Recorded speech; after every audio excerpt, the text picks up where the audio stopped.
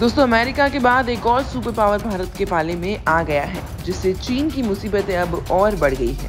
ये देश और कोई नहीं बल्कि रूस है।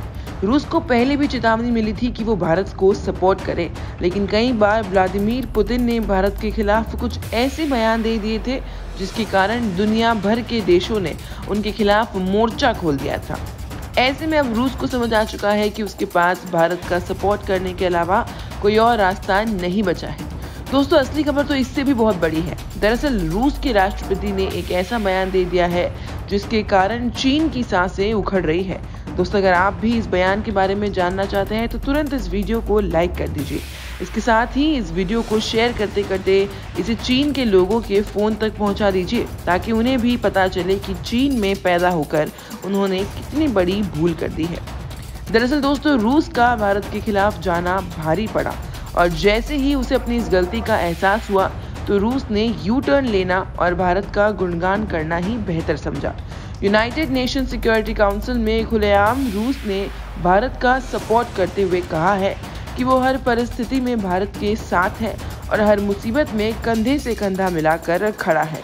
ऐसे में दोस्तों, ये भी साफ हो चुका है कि रूस ने भारत के साथ एक बार फिर से मिलकर चीन को धोखा दे दिया है।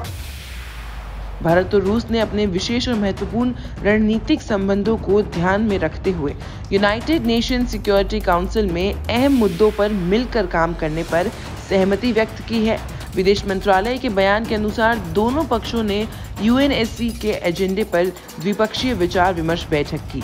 इसमें कहा गया है कि महानिदेशक स्तर के भारतीय शिष्टमंडल ने संयुक्त राष्ट्र सुरक्षा परिषद में कार्यकाल के दौरान भारत की प्राथमिकताओं के बारे में रूसी पक्ष को जानकारी दी। बयान के अनुसार दोनों पक्षों ने यूएनएससी के एजेंडे के महत्वपूर्ण मुद्दों पर साथ मिलकर काम करने पर सहमति व्यक्त की है, जो दोनों देशों के विशेष एवं महत्वपूर्ण रणनीतिक संबंधों को ध्यान में रखते हुए है। संयुक्त राष्ट्र सुरक्षा परिषद में अस्थायी सदस्य के रूप में भारत को 2 वर्षों का कार्यकाल 1 जनवरी से शुरू करना होगा। अगस्त में भारत के संयुक्त राष्ट्र के शक्तिशाली निकाय के अध्यक्ष के रूप में काम करने का कार्यक्रम निर्धारित है।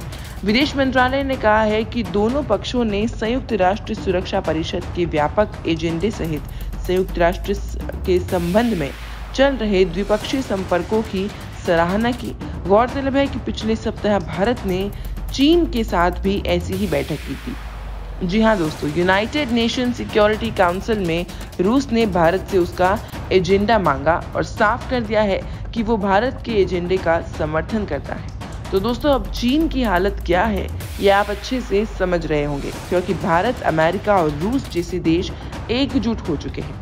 भले ही चीन के पास अब कितने भी खतरनाक हथियार क्यों ना हो, इसे मैदान में तो नाक रगड़नी ही होगी।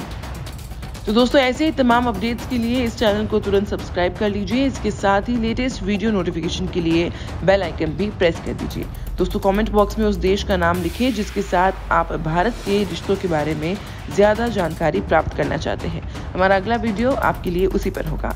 इसके साथ ही दोस्तों, कमेंट बॉक्स में भारत माता की जय लिखना ना भूलें। धन्यवाद, नमस्कार।